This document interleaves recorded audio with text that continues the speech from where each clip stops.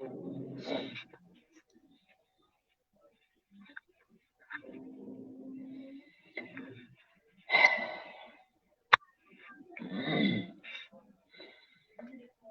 everyone, this is RJ Avek from the first social radio station of Bangladesh and this is none another Radio 16. আর আপনারা দেখছেন এবং শুনছেন এই মুহূর্তে RJ আবেগকে, শুনছেন রিভিউ.com কে, আর সাথেই কিন্তু শুনছেন রেডিও 16 কে। আর এখন ঘড়িতে ঠিক 9টা বেজে 05 মিনিট। আমি চলে এসেছি রিভিউ.com নিয়ে বরাবরের মতোই, কিন্তু একই সাথে আসার কথা ছিল আরজে জেমিমার, কিন্তু সে কিন্তু আজকেও আসতে পারেনি বিকজ সে প্রধানত ছুটিতে আছে এবং তার আসার কথা ছিল যথেষ্ট কারণে, তবুও সে আসতে পারেনি। এর জন্য আমি এবং রেডিও 16 থেকে যেহেতু আরজে জেমিমা আজকে আসতে পারিনি, অতএব আমাকে কিন্তু এই শোটাকে আজকেও টেনে নিয়ে যেতে হবে। আর আমি কিন্তু আছি, আপনাদের সাথে থাকছি অনেক সময় রিভিউ.com নিয়ে। আর একইভাবে কিন্তু ক্যাপশন থেকে বুঝতে পারছেন যে আজকে কি নিয়ে কথা হবে। ক্যাপশন থেকে বোঝা যাচ্ছে আজকে বাংলা গানের রিভিউ নিয়ে কথা হবে, বাংলা গান নিয়ে কথা হবে।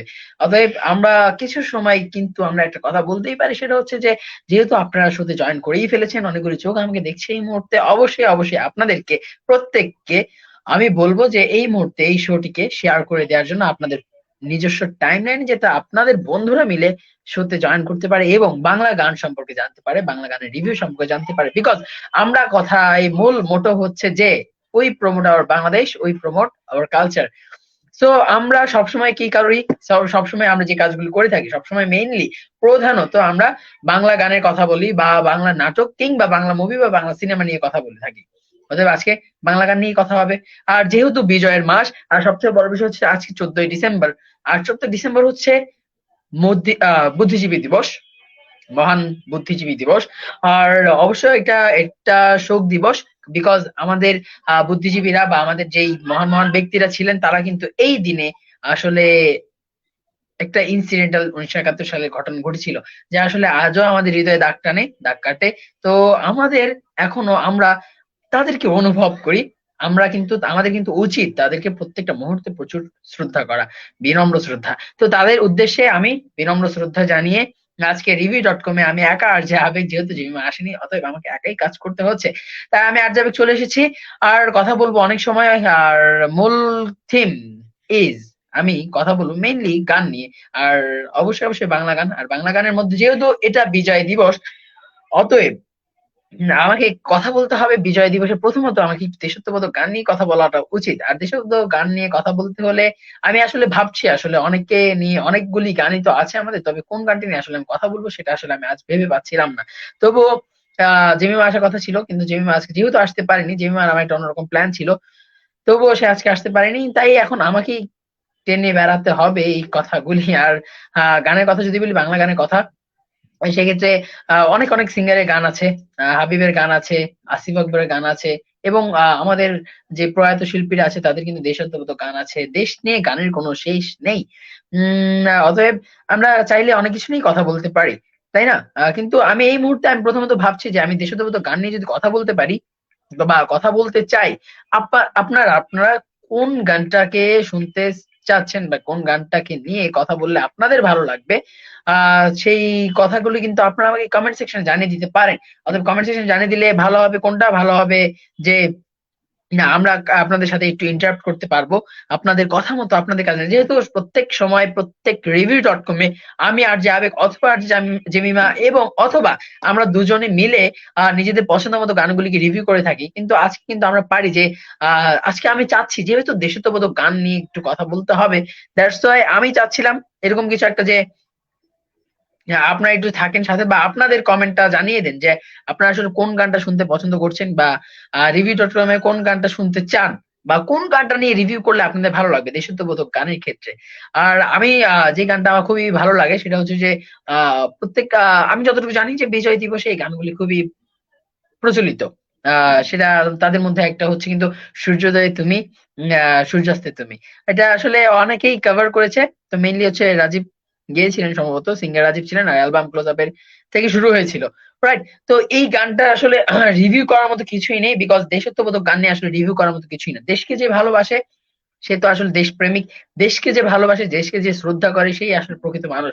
আর প্রত্যেকটা প্রকৃত মানুষকেই কিন্তু দেশকে শ্রদ্ধা করা উচিত, দেশকে নিয়ে ভাবনা চিন্তা করা উচিত, দেশকে নিয়ে কাজ করা উচিত। আমরা কিন্তু একইভাবে রেডিও 16 মানে হচ্ছে 16 ডিসেম্বরের যেই অনুপ্রেরণায় আমরা রেডিও 16 বা বিজয়ের মাসে অনুপ্রেরণায় আমরা বেঁচে আছি, আমরা কাজ করে যাচ্ছি আপনাদের জন্য এবং সবসময় কাজ করে যাব। আমরা রেডিও 16 পরিবার কিন্তু এই বিজয়ের মাসেরই।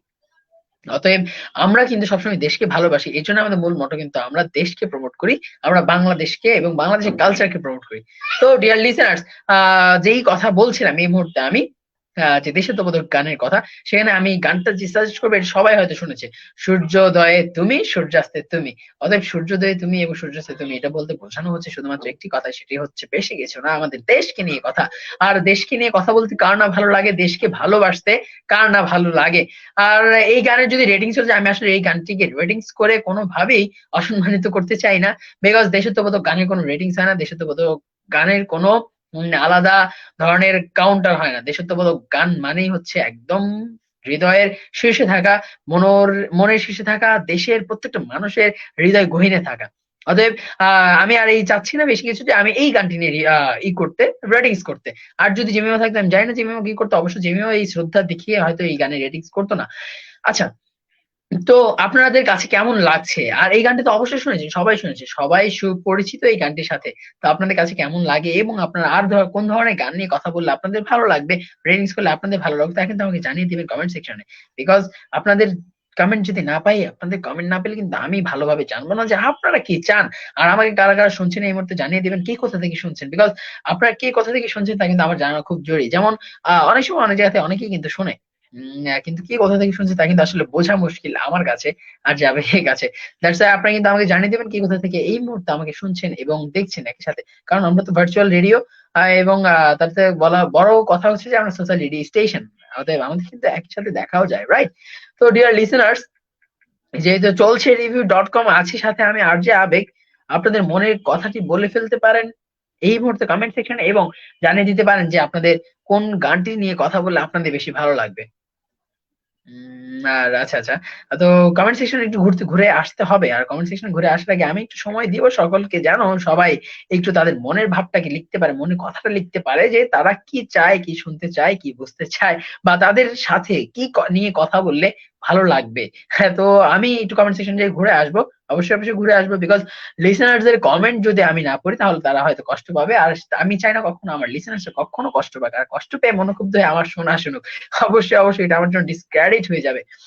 তো ডিয়ার লিসেনার্স, কমেন্ট সেকশনে চলে এসেছে সাদিয়া ইসলাম মিম লিখেছে, হ্যালো ফ্রম গেট থেকে শুনছি। Thank you so much Sadia Islam Mim, আপনাকে ফ্রম গেট থেকে শোনার জন্য।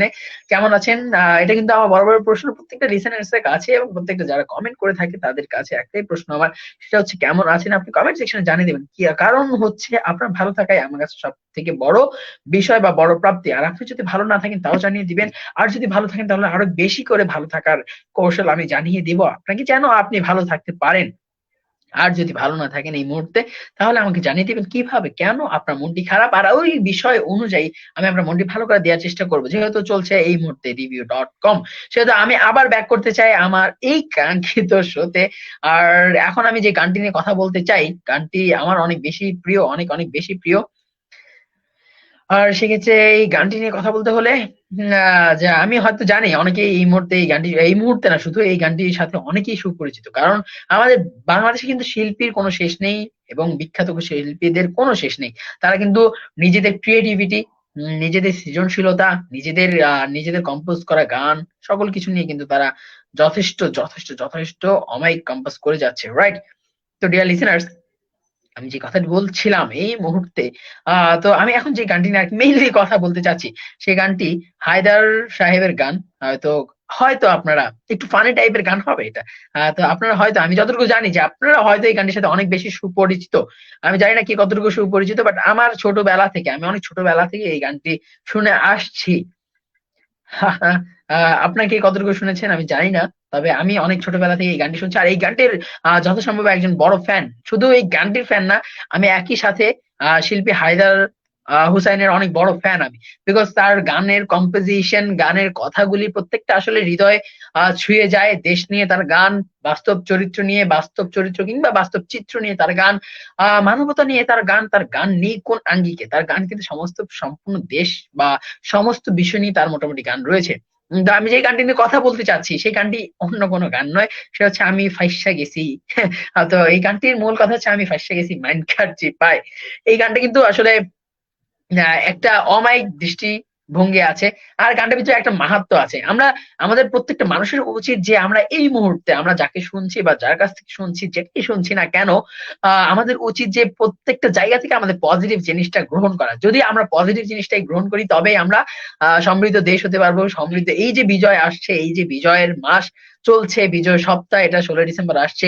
তো প্রত্যেকটা বছর কিন্তু আমরা এই বিজয়ের মাসগুলোকে নতুন ভাবে উদযাপন করতে পারবো, ঠিক না? কারণ পজিটিভ ভাবে যদি আমরা চিন্তা করি, দেশটাকে আরো পজিটিভ ভাবে আগাতে পারবো, দেশটাকে আমরা সমৃদ্ধ করতে পারবো, নিজেরা সমৃদ্ধ হতে পারবো। দ্যাটস ওয়াই এই গানের যে লিরিক্স গুলি আসলে আমি ফাঁসে গেছি মাইন্ড চিপায়, গানটা আর একটা কথা, ওটা অবশ্যই বলা উচিত, বলা বাহুল্য যাকে বলে।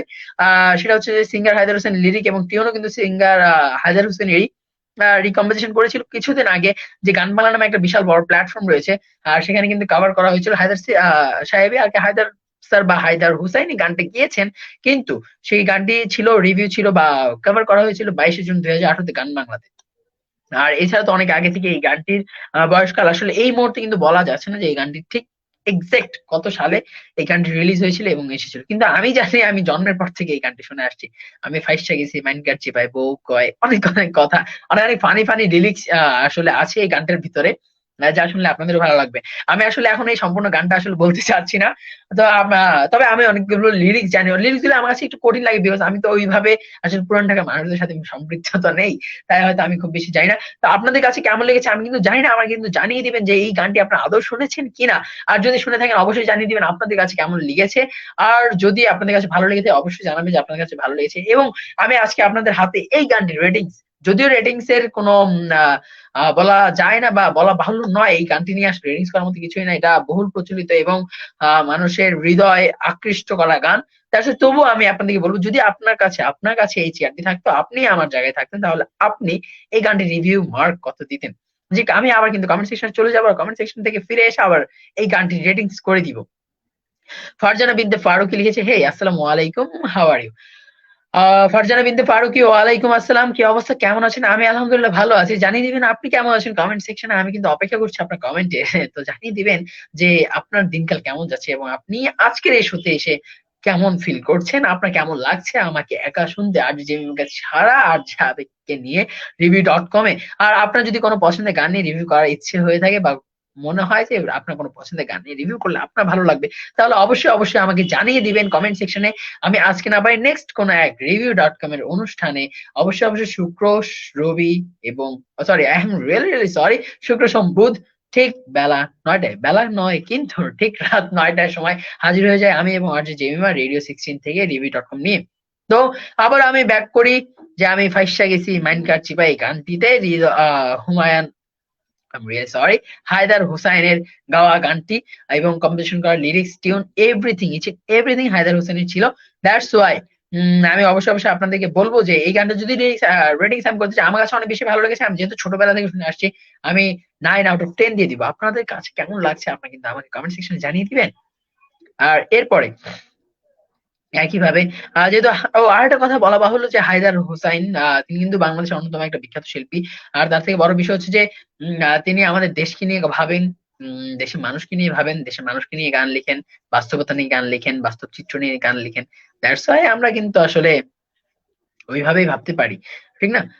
তো আমাদের হায়দার সাহেবকে কিন্তু অবশ্যই অবশ্যই অবশ্যই অনেক বেশি সম্মান প্রাপ্য তিনি, অতএব অনেক বেশি সম্মান তাকে আমাদের অবশ্যই করতে হবে। আর সবথেকে বড় বিষয়, তার লেখা গানগুলি অবশ্যই আমাদের শোনা উচিত, বিকজ সে দেশের শিল্পী, দেশের মানুষ। আর শুধু তাই নয়, সে কিন্তু একজন গুণী মানুষ, গুণী শিল্পী। দ্যাটস ওয়াই তার প্রতি আমাদের সবসময় শ্রদ্ধা থাকবে বুকের গহীন থেকে। এবং আবারও একইভাবে বলছে, তিনিও কিন্তু একজন বুদ্ধিজীবী, আর তারও কিন্তু অনেক অনেক গান রয়েছে এই বুদ্ধিজীবী দিবসকে উল্লেখ করে, বুদ্ধিজীবী দিবসকে নিয়ে।